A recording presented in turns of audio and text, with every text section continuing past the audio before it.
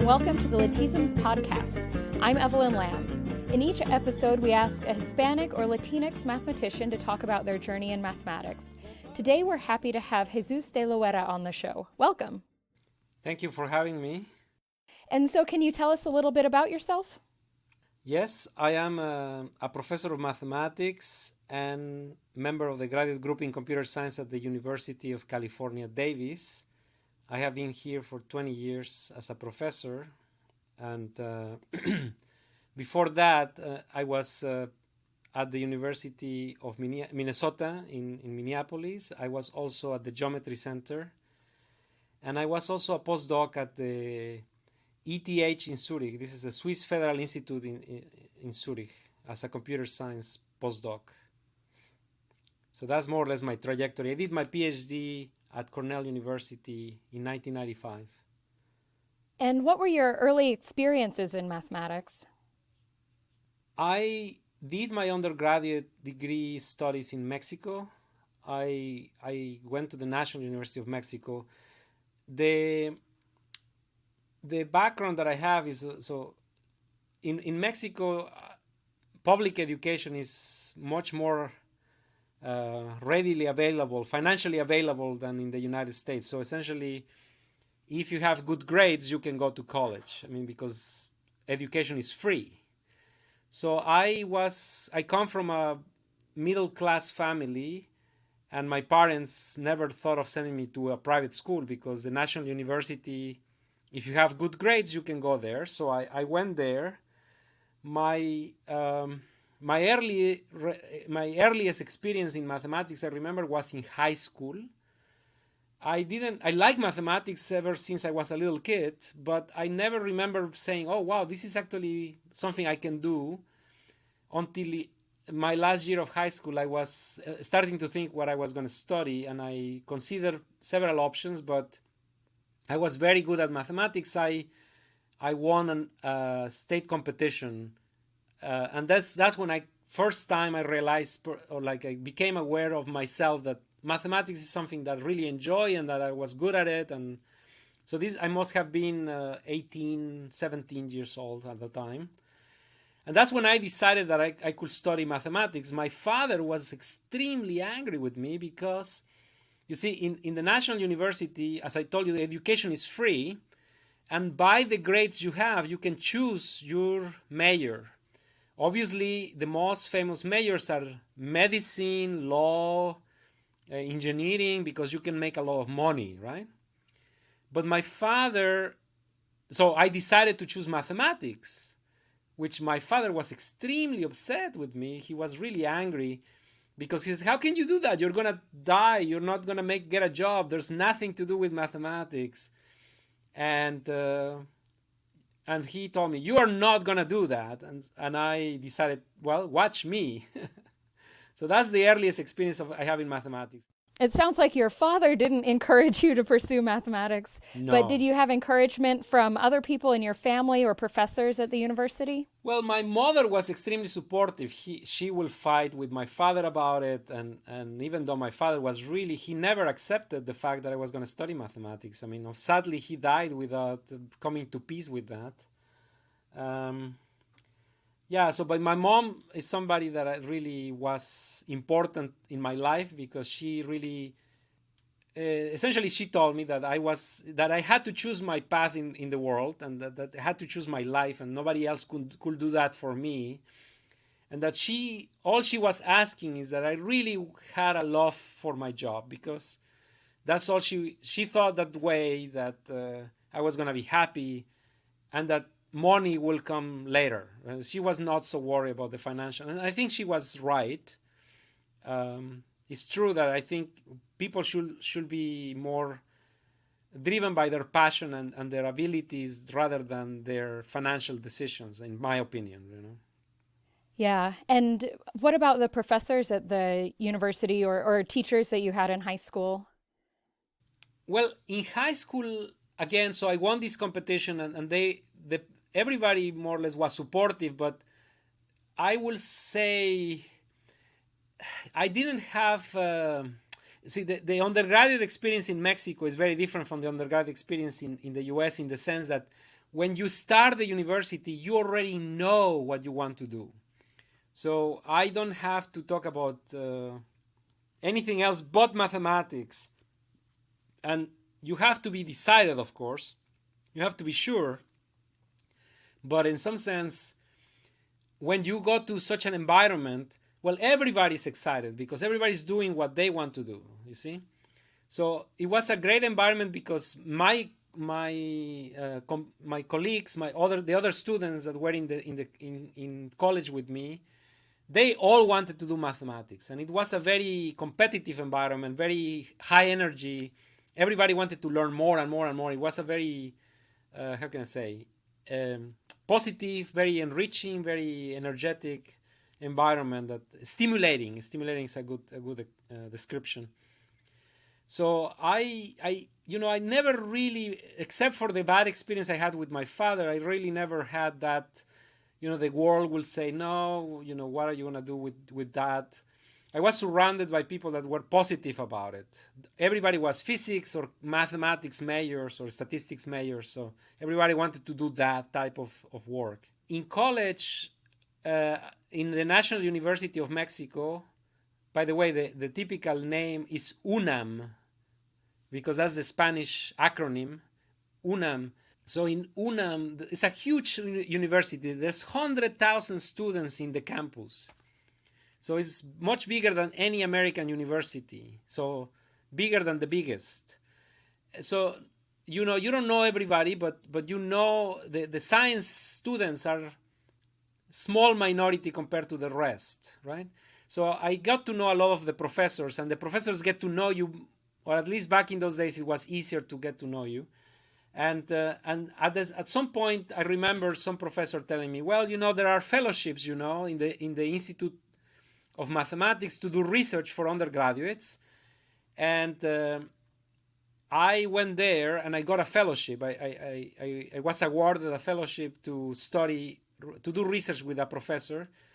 And I my first mentor was Javier Bracho Carpizo. He was a researcher in the Institute of Mathematics, and he taught me a lot of graph theory, topology, and things like that. So I wrote my senior thesis on essentially a combination of topology and graph theory. So he was my mentor in the first few years, and he was tremendously influential. Another person that was very influential to me was Francisco Larrion. He was an algebraist, and he taught me a lot of algebra back in those days. And another person is Victor Neumann. He was essentially the first Mexican mathematician that did combinatorics. So he was the founding father of combinatorics in Mexico. So very exciting environment for me. And now, as you're further along in your career, I imagine you're on the other side of the mentorship relationship. So can you talk a little bit about the importance of mentorship in your mathematical life? Oh, I'm extremely dedicated to mentorship. I often say to people that I'm proud of my books and my papers and my theorems, but I'm more proud of all the students I have had. So as of today, I have 12 PhD students, and 3 more are coming up, and I have had 50 undergraduate students working with me in research and have written senior thesis with me. So I consider myself a very social mathematician. So from that point of view, I enjoy very much inviting young people to join me on exploring questions in mathematics. So mentoring for me is a way of doing mathematics. I'm not that kind of mathematician that goes to his office and closes the door and starts proving theorems by himself. I hate that. I really think better talking to people and just saying stupid things, and then getting ideas after you hear something stupid is easier for me. So I like to talk when I think. It's something that I don't know why, but that's my style, and I'm very social, and I reflect that you can see that in my group. For example, I just had a group meeting in the morning where my 12 students, so I have 2 postdocs, three graduate students, and many undergraduates we are together talking about different types of mathematics. Everybody's talking, presenting, discussing, asking questions, and so that's my style. So yeah, mentoring is a way to do mathematics for me. Can you tell us about your research? Yes. Okay, so first of all, I am a discrete mathematician.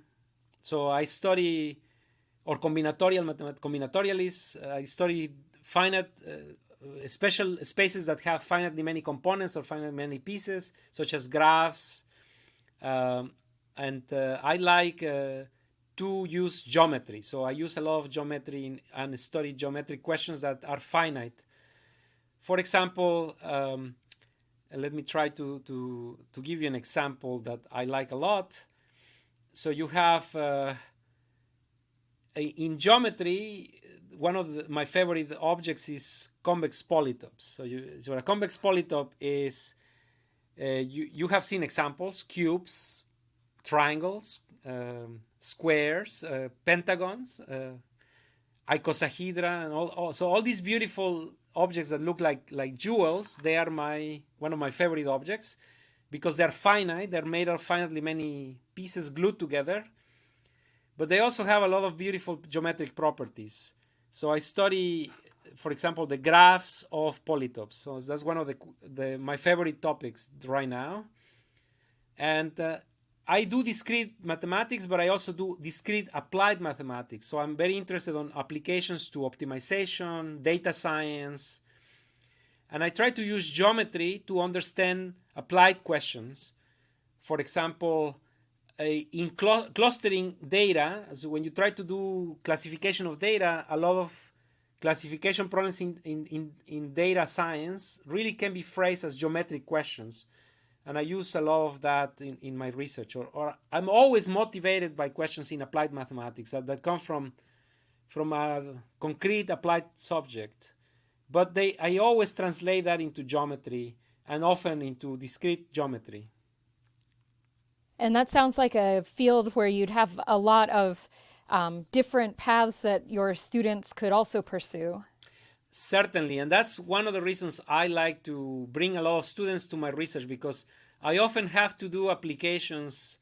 For example, in data science right now, I have a group of undergraduate students working on a really exciting project that I think is very easy to explain, so I will tell you what it is. So I have data that is given to you in the form of mathematical books. For example, books that have been written by mathematicians. Hilbert and Gauss and Terry Tao, many. Imagine you have all the books and papers written by many the mathematicians.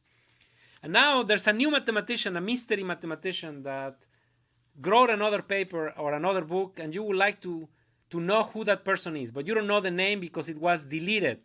So how can you write a computer algorithm to guess who this person, who this mysterious mathematician is?